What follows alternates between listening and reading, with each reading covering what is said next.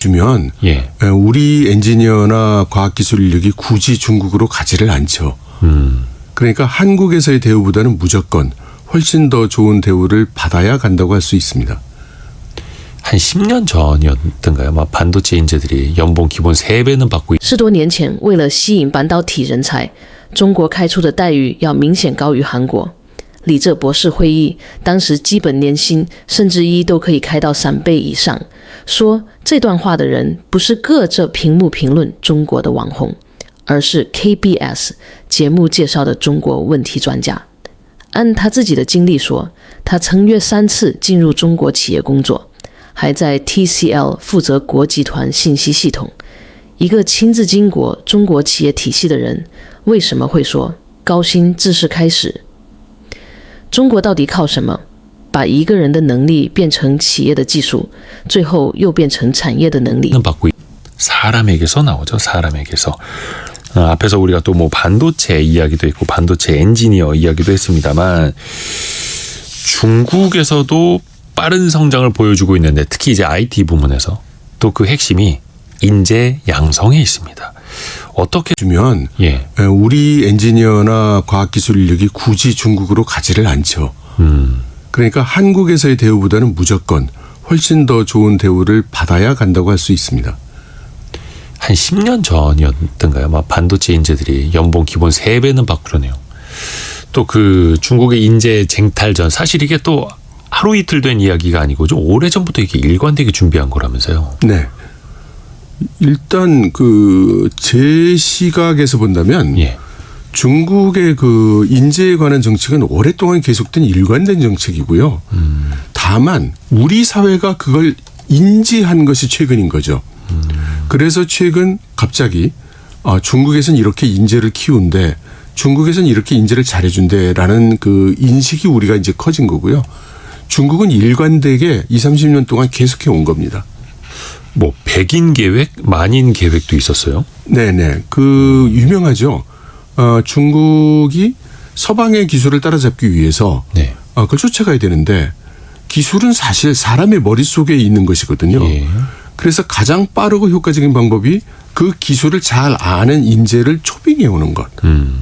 그래서 중국 공산당이 만인교획 해가지고 전 세계에 퍼져 있는 10,000명의 과학기술 이공계 전문가들을 초빙해서 중국으로 모시고 와서 자국에서 기술 개발을 하겠다라는 계획이 있었죠. 최근에 이것이 이제 미국을 비롯한 서방에서 집중 공격을 받아가지고요. 지금은 이제 만인 계획이라는 것은 없어지고 네. 이게 분산이 됐어요. 여러 가지 다른 계획을 중앙정부와 지방정부로 이제 나뉘어서 그렇게 수행을 하고 있습니다. 근데 사실은 그 정도로 중요하게 인재의 중요성을 깨닫고 전 세계의 인재를 끌어모으려는 계획을 뭐 한 20년, 30년, 30여 년부터 준비해왔. 高薪能带来一次流动，却买不来长期能力。工程师可以因为待遇跳槽，科研人员也可以因为机会换地方，但一个国家要让技术持续升级，靠的是10年、20年不间断的把人才放进同一条战略链条。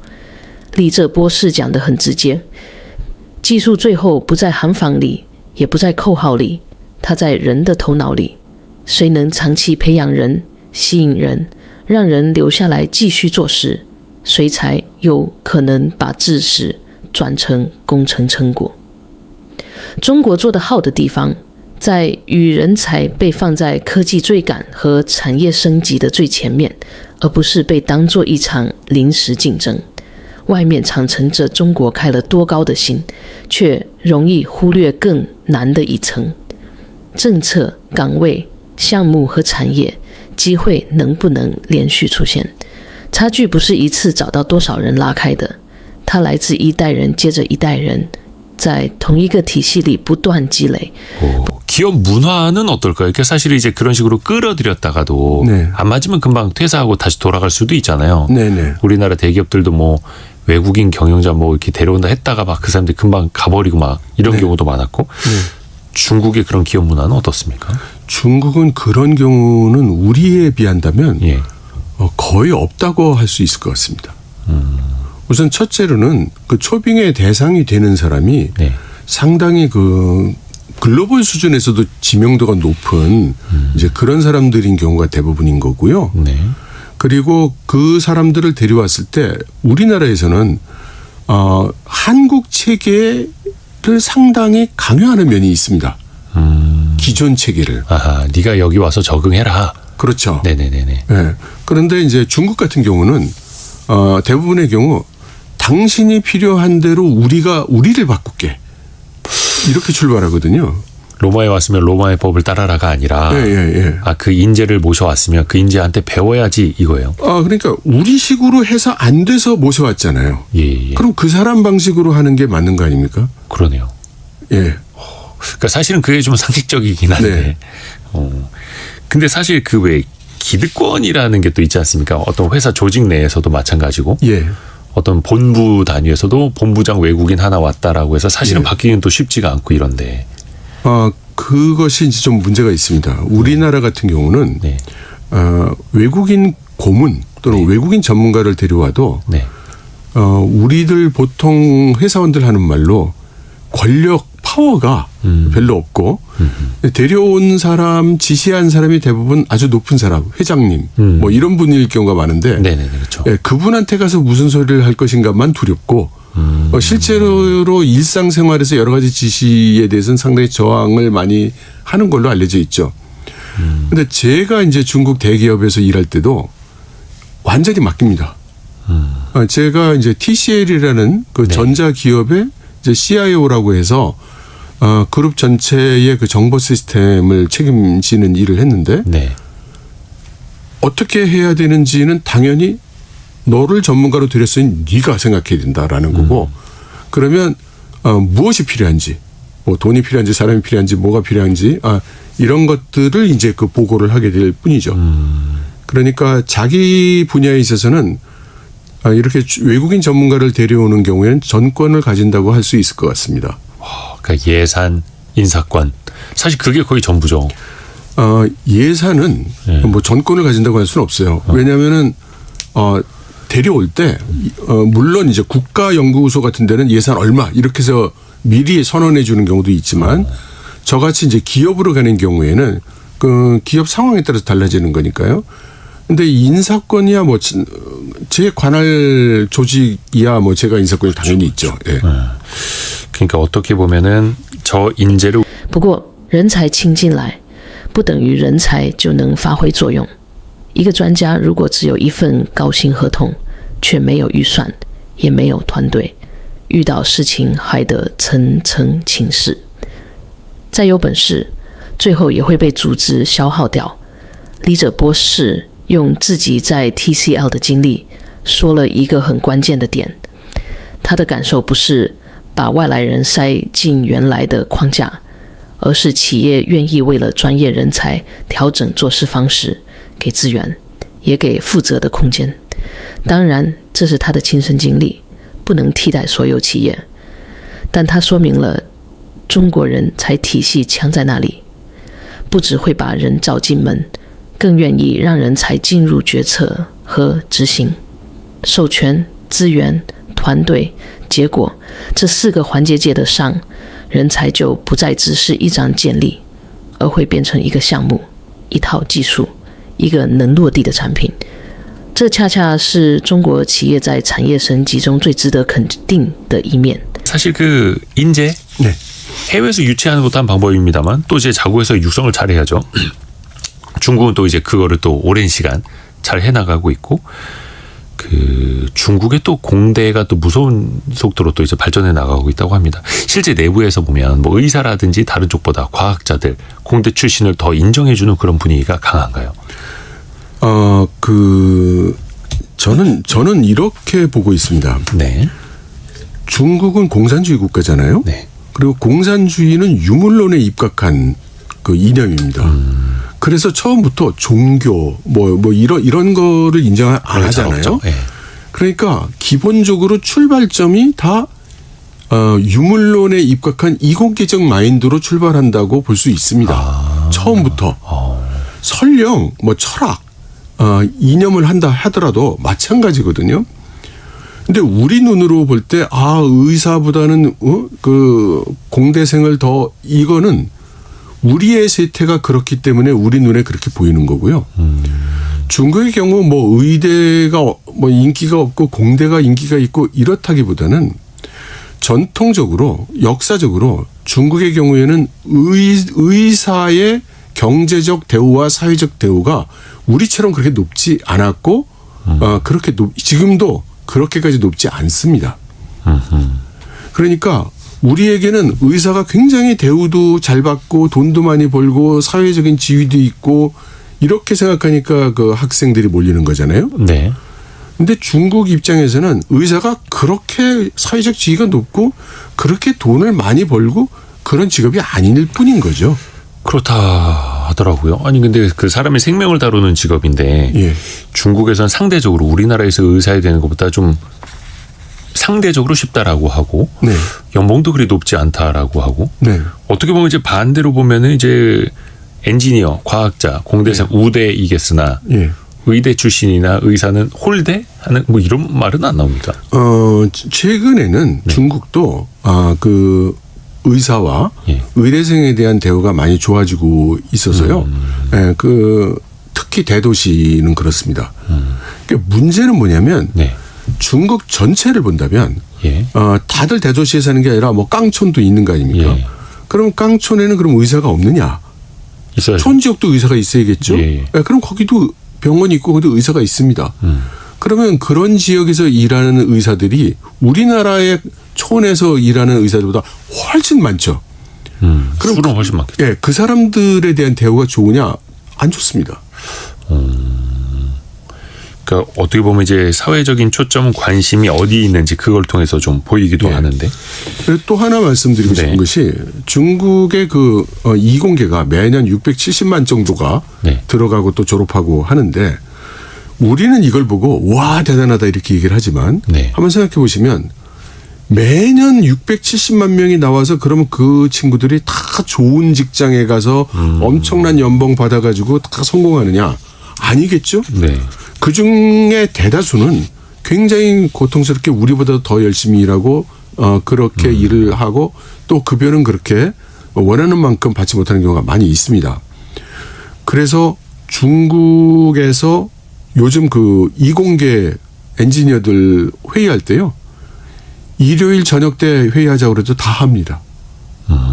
안 그러면 잘리거든요. 잘리면 갈 데가 없어요.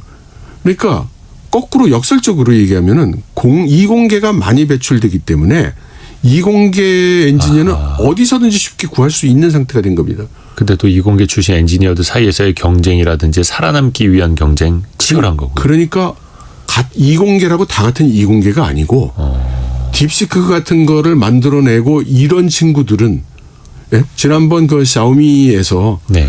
딥시크에서 일하던 그 연구 개발하던 로프리라는 20대 여성을 우리 돈으로 물경 220억 연봉에 모셔갔단 말이에요. 연봉 220억 원이요? 예. 아니 그렇게 주고 데려갑니다. 예. 반면에 또 보통 엔지니어들은 뭐 발에 치는 게 엔지니어이기 때문에 예, 아주 그 낮은 급여만 주고 쓰고 있고 그러니까 이런 뭔가 거죠. 양극단으로 확 벌어지기는 하는데 네. 극단의 양극화. 근데 또 그런 소수의 천재로 인해서 기술이 또 산업이 발전한다라는 것도 인정이 되는 문화고요. 그렇습니다. 그럴 그리고 수밖에 없고. 언제든 자기가 아이디어가 있으면 이걸 차고 나올 수 있다는 게 우리하고 좀 차이가 있는 것 같습니다. 그 가능성을 열어주고. 그렇습니다.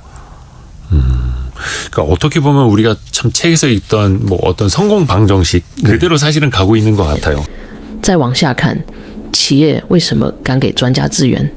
因为后面有持续不断的人才供给，中国的力量还体现在从大学合理功课教育开始，形成了一片很厚的工程师基础。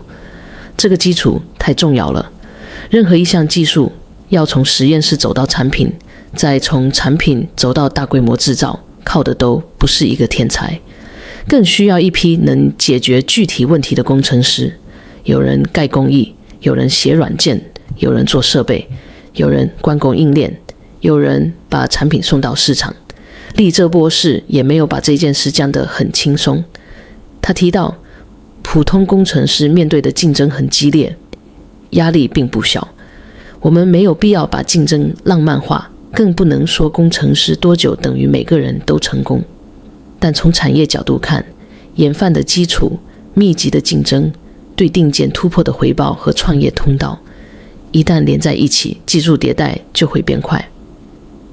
中国厉害的地方就在这里，它有工程师的厚基础，也能让大量工程师被产业需要，被项目吸收，再从中不断冒出更强的人。许多观察中国的人常把注意力放在一家公司、一款产品或一位创始人身上，却没有看见背后这片足够厚的工程土壤。 중국의 기술력 그리고 인재 양성 시스템 들어보고 있습니다. 박사님, 그 중국의 공대로 유학 가는 학생들 우리나라에서도 어떻게 좀 꽤 되나요? 아, 네, 적지 않죠. 그런데 정확한 설명이라면 네. 한국에서 공부하던 학생들이 중국 공대를 유학 간다기보다는 네. 부모님들이 중국에서 취업을 하거나 생활을 하시기 때문에 중국에서 중고등학교를 나온 네. 자녀들이 네. 그 중국의 대학, 그것도 이공계 쪽으로 진학을 하는 거라고 보는 게 더 합리적인 설명 같습니다. 좀 자연스럽게 예. 아하, 현지에서 예. 자랐으니까 네. 그래요. 왜 그런 거 있지 않습니까? 왜 중국 인재들은 실리콘밸리 가서 정말 많이 배우고 미국 유학 가서 공부 많이 하고 물론 현지에서 취업을 할 수도 있겠지만 중국으로 돌아가서 또 이제 창업을 하고 어떻게 보면 우리도 해외에서 배워오고 국내에서 창업을 하고 이것도 일종의 순환이 돼야 할 텐데 네. 중국은 또 그게 좀 많이 또 떠오르고 있죠. 네, 네. 국내에 가서 또 창업을 하는 것들이 네. 그 기회도 열리고 있고. 아, 그렇습니다. 그렇기도 하고 과거에 비해서는 그런 비율은 조금 열기는 조금 줄은 것 같아요. 그러니까 지금 중국은 더 이상 물론 이제 트럼프 정부에 와서 미국 대학에서 중국 유학생을 잘 안 받아주기도 하지만 네. 현재 미국 수준만큼 중국 대학 수준이 올랐다는 인식이 있습니다. 그러니까 지금 가장 그 성과를 많이 내고 있는 세계 대학 순위에 보면 탑 10에 하버드 대학만 딱 미국 대학 하나 들어 있고 나머지 9개가 다 중국 대학이거든요. 1위가 또 그 중국 대학의 저장 대학. 그러면 그리고 딥시크의 그 연구원들도 모두 그 국내에 파란 말이에요. 그러니까 중국 입장에서는 학생들 젊은 친구들의 경우에는 특별한 사람이 아닌 이상 미국에서 공부를 해왔다고 해서 우리 대학에서 이 14억의 경쟁 속에서 뚫고 나온 우리 대학 졸업자보다 더 나으냐? 여기에 대한 의문이 약간 있고요. 그래서 과거처럼 그렇게 뜨겁지는 않은 것 같습니다. 그 대신 해외에 있는 그 권위 있는 과학자는 지금도 엄청난 노력을 해서 막 계속 모셔오고 있죠. 게다가 이제 트럼프 행정부가 중국인 출신이거나 중국계 그 학자들에 대해서 여러 가지로 지금 그 네거티브한 대우를 해주다 보니 이 사람들이 하나씩 둘씩 계속해서 중국 쪽으로 돌아오고 있습니다. 어떻게 보면 이제 학생 뭐 어디서 공부했느냐는 그 사람의 이제 실력이 더 중요한 거다라는 판단. 그리고 또 해외 뭐 저명한 학자라든지 유명한 이제 기술치는 돈이 얼마가 됐든 또 이제 유치를 열심히 또 한다라는 거. 네네. 실용적으로 간다라는 거고. 네. 그러니까 그 학자까지 그 외국인 인재까지 또 이제 유치를 해서 그러면 중국이 무엇을 목표로 하는가? 궁극적인 목적은 어디 있다고 보세요? 물론 중국이 표면적으로 그 선언을 했죠. 금년부터 시작하는 15차 계획에서 예. 과거와는 달리 서방의 과학기술 수준을 추월하겠다고 말이죠. 이제 따라잡는 게 아니라 추월한다는 거예요, 목표가. 네.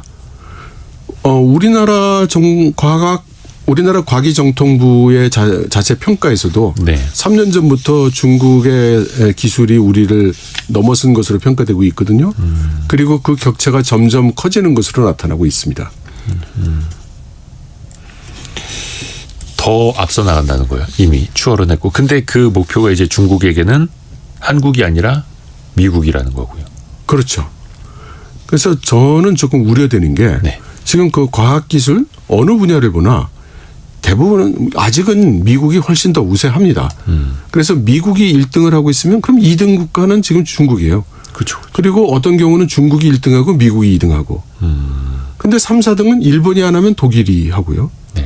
즉 우리나라, 이탈리아 이런 나라들이 캐나다 이런 데가 이제 5, 6, 7, 8, 9를 人才战略最难的最后一步是让留学的人、回流的专家和本土培养的学生回到国内以后，能够找到实验室、公司、资金、客户和产业链。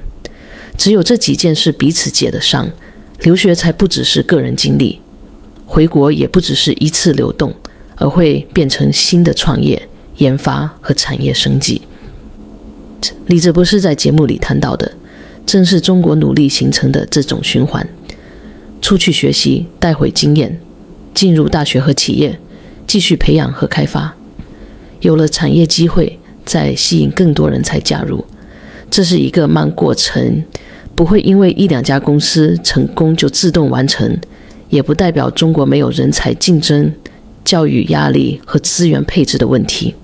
但它解释了为什么中国这些年的技术进步常常不是某一个点突然冒出来，而是很多环节开始同时发力。中国难复制的优势来自己检视同时发挥作用。长期政策给方向，企业机制给空间，教育体系给供给，产业连给结果，人才会留在把下一轮能力推起来。当这套循环能够持续运转，人才就不只是被整多的对象，而会变成中国不断升级的产业实力。这才是这位韩国专家讲完之后最值得我们听懂的结论。